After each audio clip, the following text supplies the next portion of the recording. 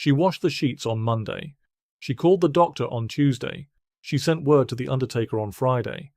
And on Saturday morning, she walked to the register office alone, gave her name, stated the cause of death as gastric fever, and returned home before the kettle had gone cold.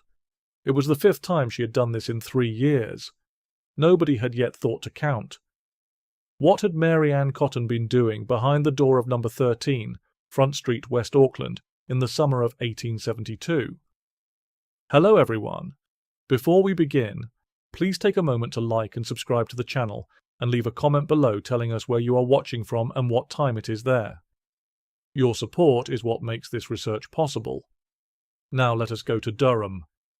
It was the summer of 1872, in the colliery village of West Auckland, in the county of Durham, in the north of England. The streets there smelled of coal and damp wool and the turned earth of the surrounding fields. Rows of workers' cottages pressed close together along unpaved lanes, their windows small and their walls dark with soot. Women moved between the houses in the mornings with baskets and bundles. Children played in the yards until they were old enough to work, and then they did not play any more. The men who were not already underground rose before the light and walked to the pit in groups, their boots loud on the stone. At number 13, Front Street, a woman named Mary Ann Cotton had been living for some time with her lodger, a man called Joseph Natras, and several children in her charge. She was 39 years of age, steady in her manner, on plain in her dress, and regarded by those who knew her as a woman of considerable fortitude. She had endured, they said, more than her share of loss. Husbands, children, lodgers. Each one mourned quietly and buried promptly, the paperwork signed, and the black dress pressed and worn and folded away again. The summer of 1872 would be the last time she pressed that dress. Some weeks before the boy died, Mary Ann Cotton had gone to see a man named Thomas Riley. Riley was the assistant relieving officer for the parish of West Auckland, the man responsible for managing the entry of the destitute into the workhouse. He was not a man easily rattled. He had seen poverty, grief, and desperation in sufficient quantity that very little surprised him. But the visit from Mary Ann Cotton surprised him. She had come, she explained, and to arrange for the removal of Charles Edward Cotton from her household. The boy was 7 years old, the son of her late husband, Frederick Cotton, and he was, she indicated, a burden she could no longer sustain. Riley informed her that the workhouse would accept the child, but only if she herself entered alongside him. She considered this for a moment. Then she declined, and said something that Riley would turn over in his mind for the rest of that week and the week after. She said the boy would not be troubling her much longer. She supposed she would soon be rid of him. Riley walked home slowly that evening. He told himself it was the kind of remark a tired woman makes. He told himself he had heard worse. He let it go. Charles Edward Cotton had been well enough that June. He had attended the village school on most mornings, eaten at the table, and been seen by neighbours playing in the yard along Front Street in the late afternoon. His teacher, when she later gave her statement, said he had seemed a normal, quiet boy, though he had mentioned once or twice that his stomach had been giving him trouble. Stomach complaints were common in West Auckland.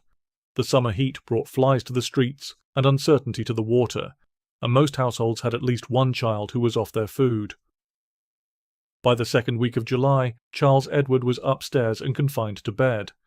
A neighbour named Mrs. Wigham called at the house and was told by Mary Ann that he had gastric fever. This was not remarkable. The local doctor attended and prescribed a common remedy. Mary Ann nursed the boy herself. She was, every account agreed, attentive and calm. He was dead before the week was out. The 14th of July, 1872, 7 years and 4 months old. Gastric fever, said the certificate. Mary Ann Cotton signed the register and walked home in the afternoon light. Mr. Riley had not forgotten what she had said. Riley went to the police. He was not a man who acted on feeling alone, and he was careful in his words when he gave his account to the constable.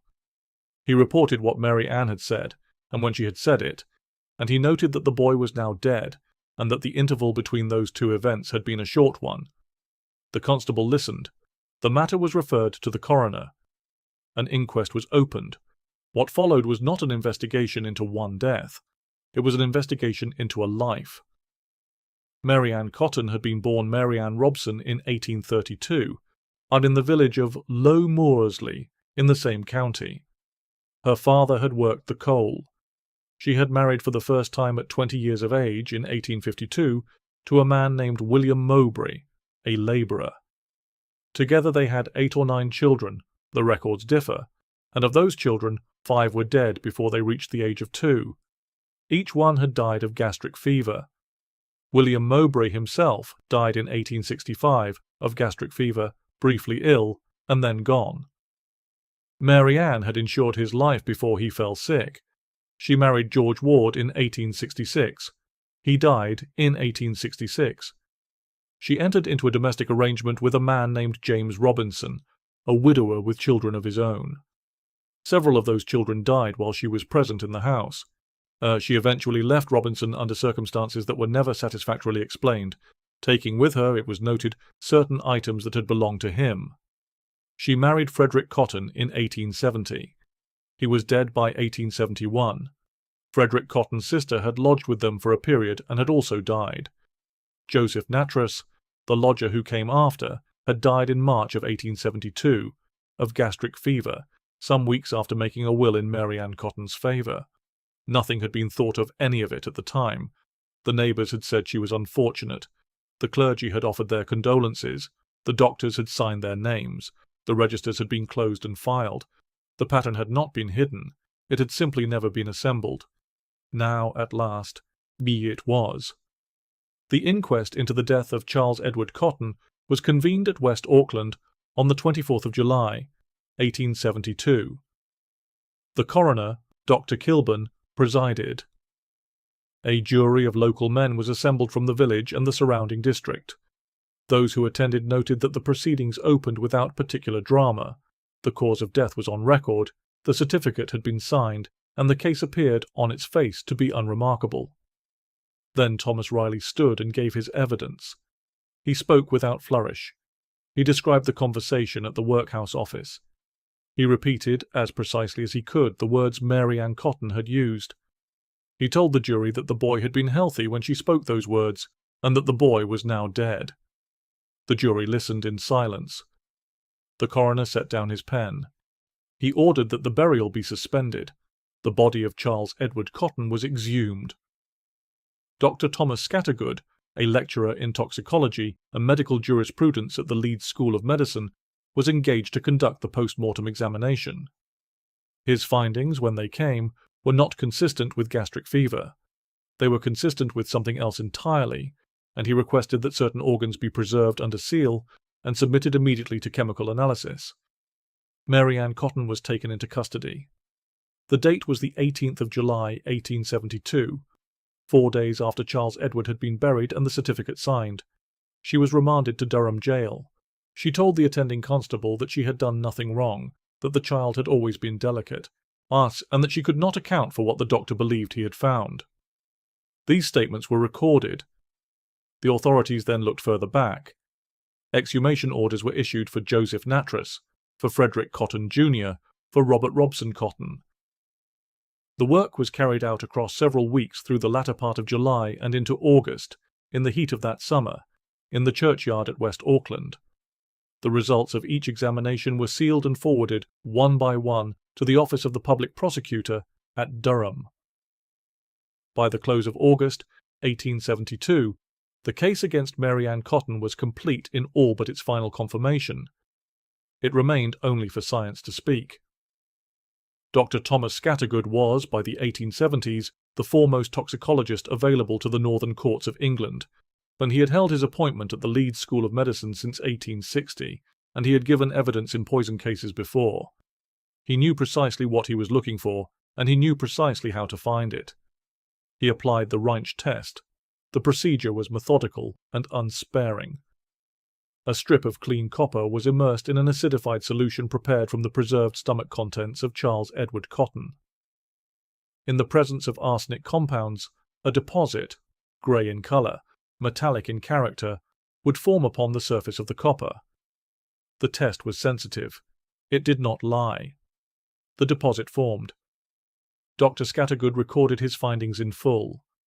Arsenic was present in the organs of Charles Edward Cotton in quantities that admitted, in his professional opinion, of no innocent explanation. The distribution of the substance through the tissue and the concentration in which it appeared was consistent with repeated administration over a period of several days, most likely dissolved in liquid, in broth, in tea, in medicine, and consumed without the knowledge of the child. The examinations of Joseph Nattrass returned the same finding. So did the examination of Frederick Cotton, Jr. Robert Robson Cotton was the same. Each body yielded arsenic. Each distribution pattern told the same story. Not accident, not environmental contamination, not the uncertain chemistry of a poorly dug grave. Deliberate, repeated, and patient. The question of acquisition was then addressed.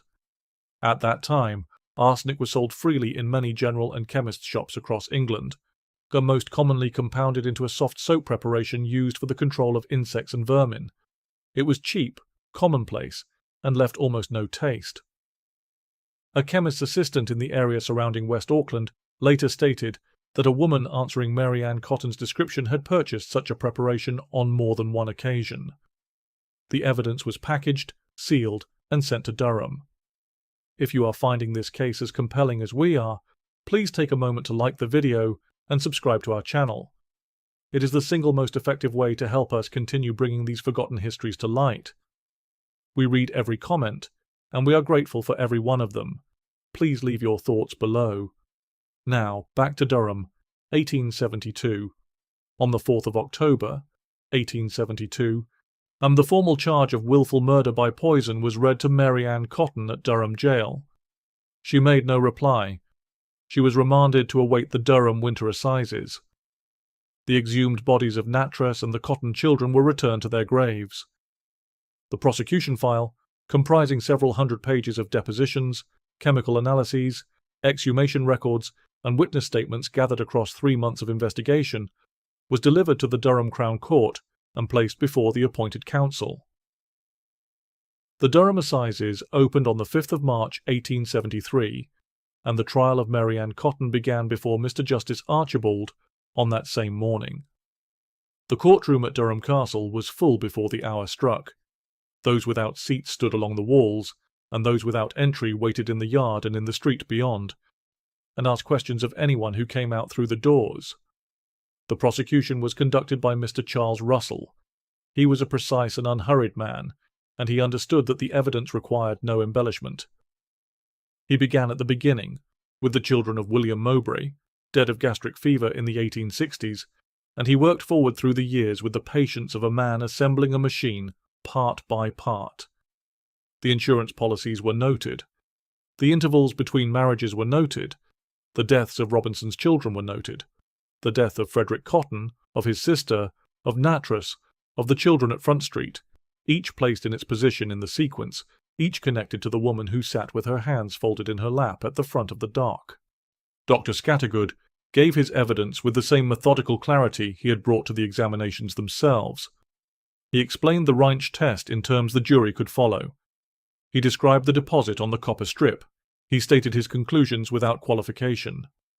The defence cross-examined him at length, pressing the argument that arsenic from the churchyard soil might have contaminated the preserved tissue. Dr. Scattergood had anticipated this. He had tested samples from the graves themselves. There was no arsenic in the soil. The arsenic was in the bodies. Mr. and Mrs. Tate, who lived nearby on Front Street, confirmed that Mary Ann Cotton had appeared composed throughout the period of the boy's illness and after his death. Thomas Riley gave his evidence again, in the same words he had first used at the inquest, without alteration. Mary Ann Cotton offered no evidence in her own defence. She sat straight-backed throughout the 3 days of proceedings, her expression unchanging, her hands in her lap. The jury retired at 5:30 on the third day. They returned after 57 minutes. Guilty.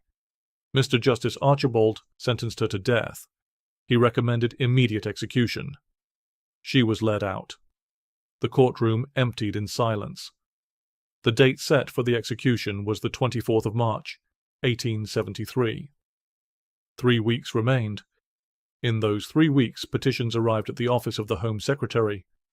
They argued variously that the science was uncertain, that a single conviction could not justify the weight of inferred guilt the newspapers had laid upon her, and that she was believed to be with child, and that mercy was therefore warranted. The Home Secretary read them. He declined them. The date held. The Newcastle Daily Chronicle ran a full account of Mary Ann Cotton's history in the days before the execution was carried out. Journalists had by then assembled the full span of her adult life, marriage by marriage, death by death, county by county. The count they arrived at was 21. 21 people who had been alive in her household and were no longer. The figure was not provable in law. She had been tried and convicted for the murder of one child alone, but it appeared in print across the length of England, and it was not disputed. William Calcraft attended Durham Jail on the morning of the 24th of March, 1873. Calcraft was 71 years old, and had been England's official executioner for more than 30 years. He was known, among those who knew such things, for the shortness of his drops. A small crowd had gathered in the street outside the jail walls. They could not see through them, and they did not need to. The execution took place in the jail yard at 8 o'clock. The drop was, as the attending physician later noted in his formal report, insufficient. Death was not immediate. Life was certified as extinct approximately 3 minutes after the trap was released. Mary Ann Cotton was buried within the walls of Durham Jail, in unmarked ground, before the morning was out. In the months that followed her death, the question of arsenic regulation returned to Parliament. The Arsenic Act of 1851 had required the substance to be coloured with soot or indigo at the point of sale, but had imposed no requirement that purchases be recorded, but the case of Mary Ann Cotton was cited more than once in the subsequent debates. The legislation that eventually tightened those requirements took several more years to pass. The children remained in their graves in the churchyard at West Auckland, their names in the registers and nowhere else. Charles Edward Cotton's stone is still there. It gives his name, his age, and the date, nothing more. The stone does not explain the manner of his death, or name the person responsible, or record what the courts eventually determined. It says only that he was there, and then he was not. The terrace on Front Street is gone now. Number 13 does not exist. Where it stood, there is a grass verge, and beyond it, the Durham fields in the flat afternoon light, grey and still, and carrying no sound at all.